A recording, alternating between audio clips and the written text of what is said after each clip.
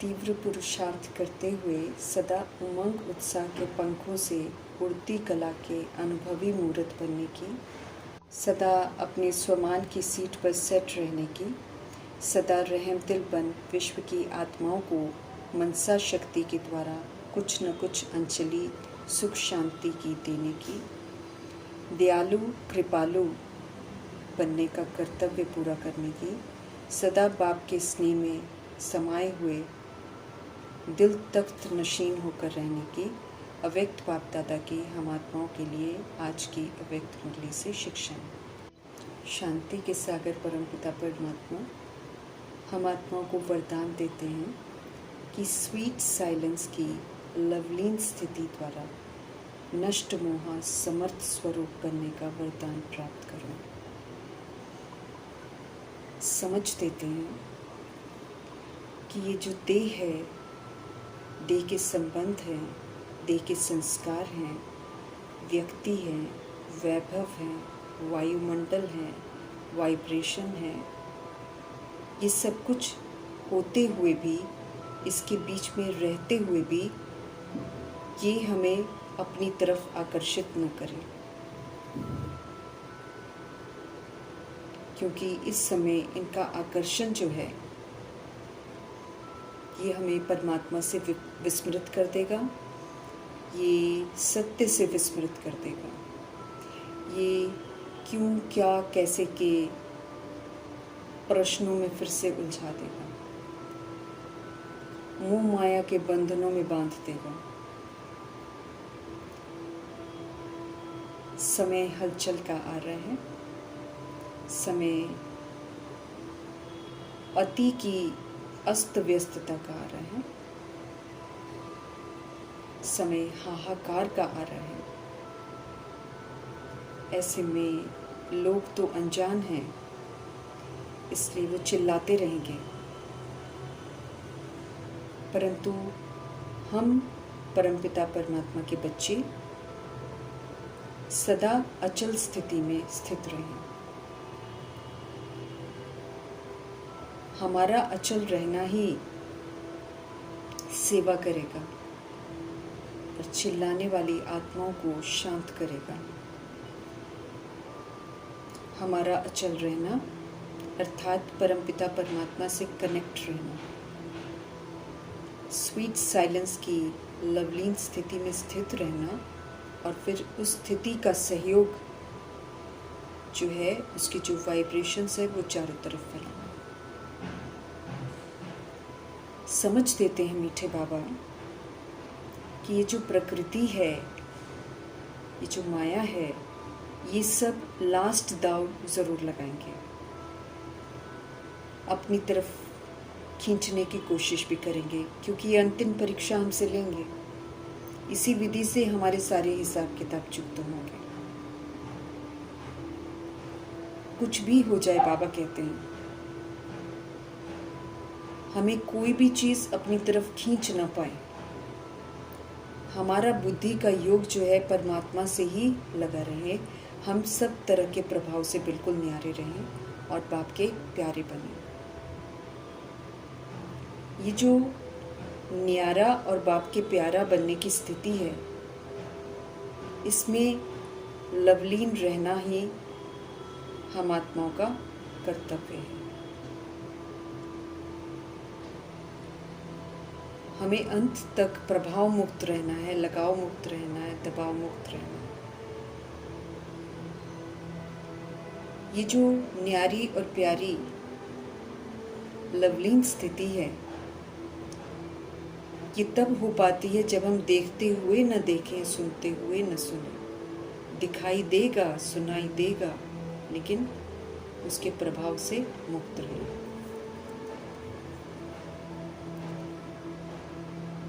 ये देखते हुए नहीं देखना, सुनते हुए नहीं सुनना, यही स्वीट साइलेंस स्वरूप की लवलीन स्थिति है। परमपिता परमात्मा से एकदम कनेक्टेड रहने वाली स्थिति है। जब हमारी स्थिति ऐसी बन जाएगी, तब मीठे परमपिता परमात्मा कहते हैं कि हम नष्ट मोहा समर्थ स्वरूप के वरदानी बन जाएंगे। इस स्वीट साइलेंस स्वरूप की लवलीन स्थिति शंकर की अवस्था है। जैसे शंकर जी नष्ट मोह समर्थ स्वरूप दिखाई देते हैं, उनका जो स्वरूप है वो कितना लवलीन स्थिति में है, एकदम साइलेंस, शोरगुल इधर उधर का कोई भी उन पर प्रभाव नहीं डालता। क्योंकि बाबा हमको समझ देते हैं कि आकर्षण भी नहीं होना चाहिए और घृणा भी नहीं होनी चाहिए। अगर घृणा है तो भी हम बंधनों में बंध जाते हैं। तो नष्ट मोह मतलब न आकर्षण और न घृणा। तो आकर्षण और विकर्षण से मुक्त अवस्था जो है वो स्वीट साइलेंस की लवलीन स्थिति ही है। ऐसी स्थिति प्राप्त करने के लिए ये जो व्यक्त भाव है, ये जो देह है, ये जो देह के संबंध है, ये जो देह के संस्कार हैं, व्यक्ति है चारों तरफ इस समय, वैभव है, वायुमंडल है, वाइब्रेशन है जो इतना तमोगुणी तमो प्रधान बन गया है, उसमें से कोई भी चीज़ जो है हमें अपनी तरफ आकर्षित न करे। हम सदा अचल अटल रहें, हम पिलर की तरह रहें, कोई भी हम आत्माओं को डिस्टर्ब न कर सके, प्रभावित न कर सके। विधि पूर्वक वरदान को फलीभूत करना है। बाबा हमको होली हंस बनाते हैं। होली हंस बनकर कर्तव्य क्या है उस पर ध्यान खिंचवाते हुए बाबा हमको समझा रहे हैं कि अवगुण रूपी कंकड़ को बिल्कुल छोड़ दो। अर्थात हमको किसी का भी अवगुण नहीं देखना है। अवगुण देखने से वो हम पर दाग लग जाता है, फिर हम होली हंस नहीं बन सकते। अवगुण देखने से राहु का ग्रहण लग जाता है, दाग लगता है। तो अवगुण रूपी कंकड़ जो हैं उनको छोड़कर अच्छाई रूपी मोती को चुगना है। सभी आत्माएं ओरिजिनल में सतोगुणी आत्माएं हैं, उनके ओरिजिनल स्वरूप को देखना है। एडॉप्टेड स्वरूप तो रावण राज्य में हुआ है ना, तो एडॉप्टेड वाले को नहीं देखना है, ओरिजिनल को देखना है, विशेषताओं को ही देखना है। बेदाग बनना है हमको। अव्यक्त इशारे हमको मिल रहे हैं। अब लगन की अग्नि को प्रज्वलित करके योग को हमें ज्वाला रूप बनाना है। ज्वाला रूप बनने के लिए बाबा कहते ये धुन लग जाए कि भाई अब हमको वापस घर जाना है। जाना है माना इस दुनिया से बिल्कुल उपराम, इसके प्रति हमारा कोई भी आकर्षण न हो, ये हमें प्रभावित न करे। जब अपने निराकारी घर जाना है तो फिर हमको अपना वेश भी तो वैसा ही बनाना है ना। हमें अपनी स्थिति को, अपनी मनसा को निराकारी बनाना है, व्यक्त भाव से उपराम होना है। तो जाना है और सबको वापस लेकर जाना है। सिर्फ हमें खुद नहीं जाना है, आत्माओं को भी वापस घर लेकर जाना है। तो हमारी फिर शक्तिशाली स्थिति चाहिए ना। तो बाबा कहते ये जो जिम्मेवारी है वापस घर जाने की और सबको ले जाने की, इस स्मृति से फिर स्वतः ही बाबा कहते हैं सारे संबंध, सारे प्रकृति के आकर्षण से उपराम रहेंगे। हम साक्षी बन जाएंगे, डिटैच्ड ऑब्जर्वर बनकर सब कुछ देखेंगे। साक्षी बनने से सहज ही फिर हम बाप के साथ ही बन जाएंगे। साक्षी आत्मा नॉलेजफुल होकर, त्रिकालदर्शी होकर देखती है, उनके प्रभाव पर नहीं आती है, लेकिन अपनी तरफ से श्रेष्ठता का सहयोग देती है। तो जो सोल ऐसे साक्षी बन जाती है वो फिर सहज ही बाप का साथी बन जाती है, बाप समान बन जाती है। तो इस विधि से हमको ज्वाला रूप बनना है, घर वापस जाने की धुन में लग जाना है, इधर से बिल्कुल डिटैच हो जाना है। लेकिन डिटैच होते हुए, प्रभाव मुक्त होते हुए श्रेष्ठ कर्तव्य में सहयोग जरूर देना है। संगम युग में हम आत्माओं को अलौकिक श्रेष्ठ जन्म का भाग्य मिलता है, फिर परमपिता परमात्मा के साथ श्रेष्ठ संबंध का भाग्य मिलता है, फिर हमें सर्व प्राप्तियों का भाग्य मिलता है। सर्व प्राप्तियां हमें होती हैं, गायन भी है, अप्राप्त नहीं कोई वस्तु ब्राह्मणों के खजाने में। दिल से मेरा बाबा कहते हैं तो सारे खजाने हाजिर हो जाते हैं। तो इतना श्रेष्ठ भाग्य सदा स्मृति में रहे, ये बाबा चाहते हैं। प्राप्तियां जो हमें होती हैं परमात्मा से, उससे संपन्न बनना है। बाबा देते तो सब कुछ है, लेकिन उन प्राप्तियों को यूज़ करना होता है, यूज़ करके वो फिर हमारी बनती है। तो परमात्म प्राप्तियों से संपन्न कहाँ तक बने हैं वो अव्यक्त बाप दादा हम आत्माओं में देख रहे हैं, और साथ में हम आत्माओं को निशानियाँ बता रहे हैं कि जो सोल जो है परमात्म प्राप्तियों से संपन्न हो जाती है, कंप्लीट हो जाती है, वो सोल होलीएस्ट, हाईएस्ट और रिचेस्ट बन जाती है। तो विश्व परिवर्तक बाप दादा अपने जो साथी बच्चे हैं जो इस विश्व परिवर्तन के कार्य में सहयोगी बनते हैं, उनसे मिलन मनाने आए हैं। और बाबा ध्यान खिंचवा रहे हैं कि जो बच्चा बनता है बाबा का, जो आज्ञाकारी बनता है, उसके मस्तक में 3 परमात्म विशेष प्राप्तियां दिखाई देती हैं। एक तो वो आत्मा होलीएस्ट बन जाती है, फिर हाईएस्ट बन जाती है, फिर रिचेस्ट बन जाती है। तो स्पष्ट करते हैं कि ये जो ईश्वरीय ज्ञान है, इसकी नींव ही है पवित्र बन। तो हर एक आत्मा जो बच्चा बनती है वो फिर होलीएस्ट है। स्पष्ट करते हैं बाबा कि पवित्रता जो है ना, वो सिर्फ ब्रह्मचर्य नहीं है, लेकिन मन, वाणी, कर्म, संबंध, संपर्क सब में पवित्रता चाहिए। मनसा निराकारी वाणी, निरअहंकारी कर्म, निर्विकारी संबंध संपर्क में रूहानियत ना, सब प्रभु की अमानत समझकर सबको देखना है। तो बाबा कहते हैं कि परमात्म ब्राह्मण आत्माएं जो हैं, आदि मध्य अंत तीनों ही कालों में होलीएस्ट रहती हैं, जो परमात्म ब्राह्मण आत्माएं हैं। बाबा समझ देते हैं कि जब परमधाम में रहते हैं तब भी होलीएस्ट हैं, और परमपिता परमात्मा के बिल्कुल समीप स्थान प्राप्त करते हैं। और जब आदि में सतयुग में आते हैं तो आदिकाल में भी देवता रूप में होलीएस्ट आत्माएं हैं। होलीएस्ट पवित्र आत्मा की विशेषता यही होती है, बाबा कहते हैं कि प्रवृत्ति में रहते हुए भी वो संपूर्ण पवित्र रहते हैं। दुनिया में बथेरे लोग पवित्र रहने की कोशिश करते हैं, लेकिन जो पवित्रता परमपिता परमात्मा सिखाते हैं वैसी पवित्रता तो किसी में भी नहीं है। यहाँ तो पवित्रता की ये विशेषता है कि स्वप्न मात्र भी अपवित्रता जो है मन बुद्धि को टच नहीं करे। सतयुग में सोल्स पवित्र बनती हैं, उनके शरीर भी पवित्र बनते हैं। आत्मा और शरीर दोनों की पवित्रता देव आत्मा रूप में रहती है, और वो सबसे श्रेष्ठ पवित्रता है।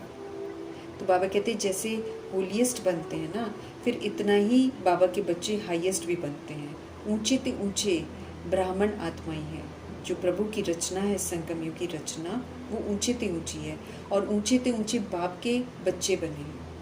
शुरुआत में भी परम धाम में भी हाईएस्ट अर्थात बाप के साथ साथ रहते हैं, हाईएस्ट हैं एकदम।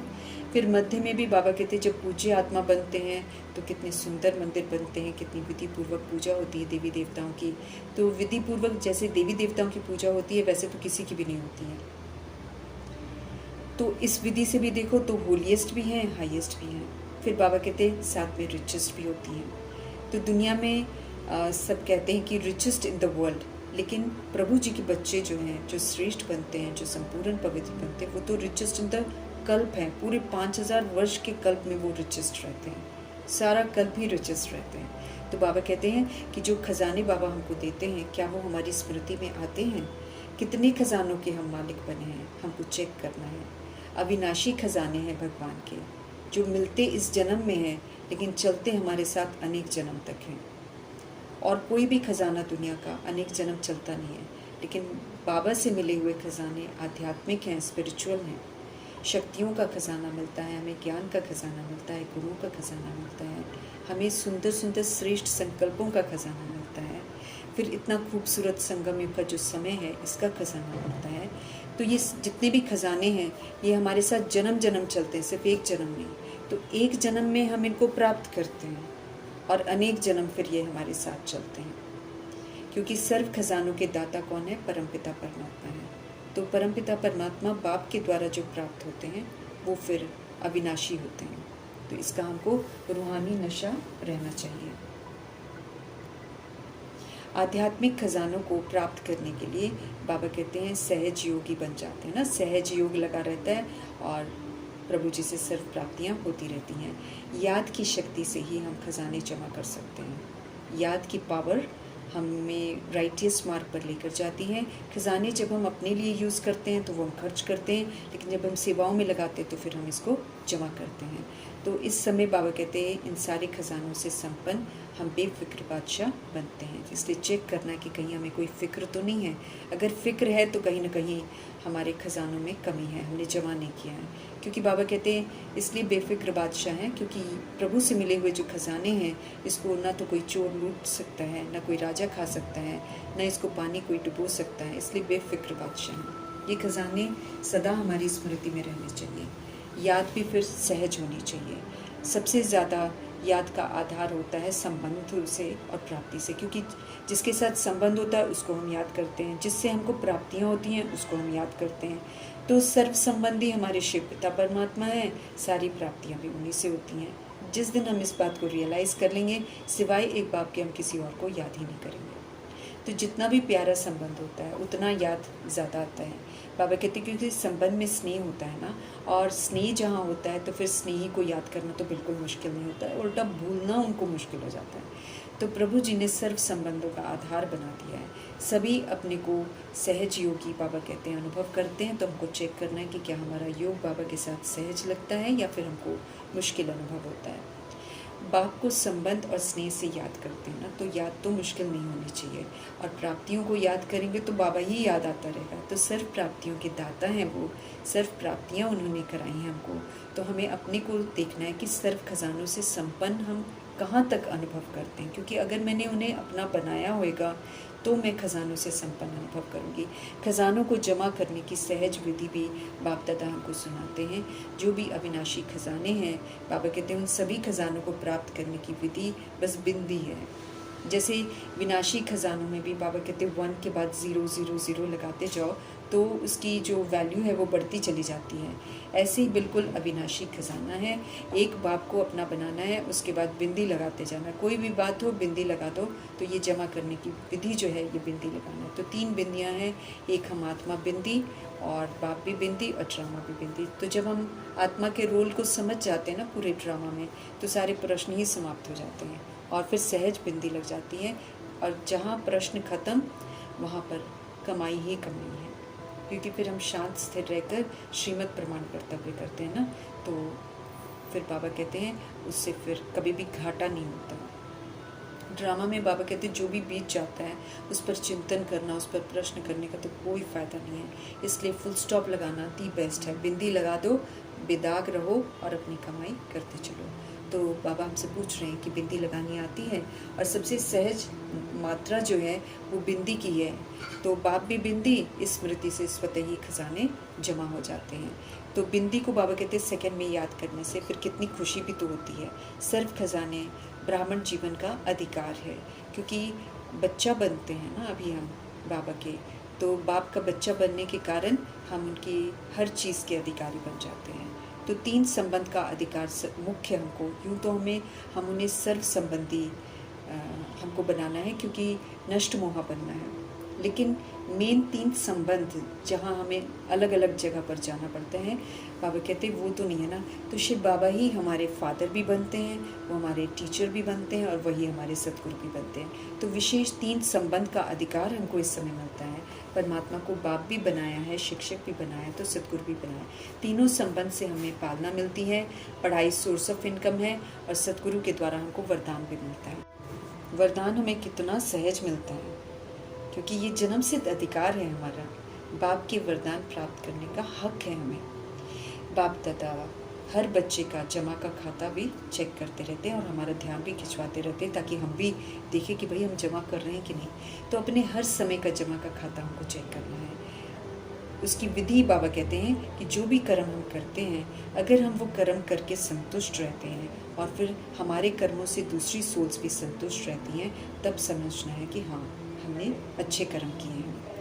अगर दोनों में संतुष्टता है तो बाबा कहते कर्म का खाता जमा हुआ। अगर हम स्वयं से असंतुष्ट हैं या फिर जिनके संबंध में आकर हमने कर्म किए हैं वो असंतुष्ट है, फिर तो बाबा कहते हैं कि जमा नहीं होता है। बाप दादा हम सभी आत्माओं को समय की सूचना भी देते रहते हैं और समझ देते हैं कि जो वर्तमान संगम का समय है ना, ये सारे कल्प में श्रेष्ठ से श्रेष्ठ समय है, क्योंकि ये संगम ही श्रेष्ठ कर्मों के बीज बोने का समय है। इस समय हमें श्रेष्ठ कर्मों के बीज बोने हैं। प्रत्यक्ष फल भी, तुरंत फल भी प्राप्त होता है, तुरंत भी मिलता है फल, भविष्य का फल भी जमा होता है। तो इस संगम समय में एक एक सेकंड जो है श्रेष्ठ से श्रेष्ठ है। बाबा कहते हैं एक सेकंड में अशरीरी स्थिति में अगर हम स्थित हो सकते हैं तो बाबा कहते हैं इसमें भी पद्मों की कमाई है। बाप दादा ने सहज विधि हमको सुनाई है कि निरंतर याद के लिए एक विधि अपनाओ, कि सारे दिन में हम दो शब्दों का इस्तेमाल बहुत करते हैं और वो है दैहिक मैं और दैहिक मेरा, जिससे हमारा घाटा होता है। बाबा कहते जब भी शब्द वो बोलते हो तो अब ध्यान रखो कि जब मैं बोलते हो तो मैं आत्मा हूँ ज़रूर बोलें, और जब भी मेरा शब्द हम कहें तो फिर मेरा तो आत्मा को तो शिव बाबा के सिवाय कोई नहीं है। यही रियलिटी है, ये रियलिटी है कि हम सोल्स हैं, फिर मुझ आत्मा का परमपिता परमात्मा है, ये रियलिटी है। इस सच्चाई को स्वीकार करना है और इस सच्चाई में ही स्थित रहना है। हम श्रेष्ठ आत्माएं हैं, हम श्रेष्ठ परमपिता परमात्मा की संतान हैं और इस समय हम उनके श्रेष्ठ पालना के हकदार बने हैं। तो जब भी मेरा शब्द है तो हमेशा मेरा बाबा अर्थात बाप परमात्मा। तो जब भी मैं और मेरा शब्द कहते हैं ना, उस समय बाबा कहते बस ये एडिशन कर दो, मैं के साथ आत्मा, मेरा के साथ बाबा। तो जितना बाप में मेरापन हम लाएंगे उतना याद हमारे लिए बड़ी सहज होती जाएगी। मेरा तो कभी भी भूलता नहीं है ना। बाबा कहते सारे दिन में दैहिक मेरे को तो हम बोलते ही रहते हैं, लेकिन इस विधि से बाबा कहते जब हम मेरा बाबा करेंगे ना तो हम सहज निरंतर योगी बन सकते हैं। बाप दादा ने हम आत्मा को स्वमान की सीट पर बिठाया है। स्वमान की लिस्ट तो इतनी लंबी है कि पूछो मत। अगर हम स्मृति में लाएं उनको तो कितनी लंबी लिस्ट है। और इस स्वमान में स्थित रहेंगे तो देह का अभिमान, उसका अंश और वंश तो वैसे ही खत्म हो जाएगा। देह अभिमान होगा तो बाबा कहते स्वमान नहीं होगा, और जब हम स्वमान में होंगे तो हम देह अभिमान को सहज ही खत्म कर देंगे, समाप्त कर देंगे। स्वमान का अर्थ ही है कि स्व अर्थात आत्मा का श्रेष्ठ स्मृति का स्थान। आत्मा की श्रेष्ठ स्मृतियां हैं, देह की तो श्रेष्ठ स्मृतियां नहीं हैं। तो बाबा कहते हैं सभी अपने स्वमान में स्थित रहो। जितना हम स्वमान में स्थित होंगे उतना दूसरे को फिर हम स्वमान में ही देखेंगे, आत्मा परमात्मा का बच्चा है के रूप में देखेंगे और स्वतः ही हम सबको सम्मान देंगे। तो हमारे रिश्ते भी कितने सुंदर हो जाएंगे, आत्मिक हो जाएंगे। तो स्वमान में स्थित रहना बाबा कहते सहज करो। तो क्योंकि ये रियलिटी है, झूठ नहीं है, देह अभिमान झूठ है। फिर बाबा हमसे ये पूछते हैं, बाबा ने हमको खुशियों का खजाना दिया है, इसलिए हम आत्माओं से पूछते हैं कि खुशनुमा रहते हो। खुशनुमा रहने वाले जो होते हैं वो फिर दूसरों को भी खुशियाँ बांटते हैं। बाप दादा हम आत्माओं को सदा कहते हैं कि सारे दिन में खुशी नहीं गंवानी है। खुशी एक ऐसी चीज़ है जिससे हमको हेल्थ भी मिलती है, वेल्थ भी मिलती है और हैप्पीनेस भी मिलती है। अगर खुशी नहीं है तो फिर बाबा कहते जीवन बड़ा नीरस हो जाता है। खुशी जैसा कोई खजाना नहीं, खुशी जैसी कोई खुराक नहीं। आत्मा के लिए खुशी ही खुराक है। खुशी है तो हम बिल्कुल ठीक हैं। तो बाबा कहते कितने भी खजाने हों, लेकिन अगर खुशी नहीं होती है तो सर्व खजाने भी जो हैं वो हम प्राप्त नहीं कर सकते हैं। तो खुशी के लिए ही बाबा कहते हैं इसको खुराक इसीलिए कहा जाता है। तो ये वेल्थ भी है खुशी, ये मेरी हेल्थ भी है, और जब ये दोनों है तो फिर खुशियाँ तो हैप्पी तो हम रहेंगे। तो खुशी में तीनों ही चीज़ें हैं। बाप ने हम आत्माओं को अविनाशी खुशी का खजाना दिया हुआ है।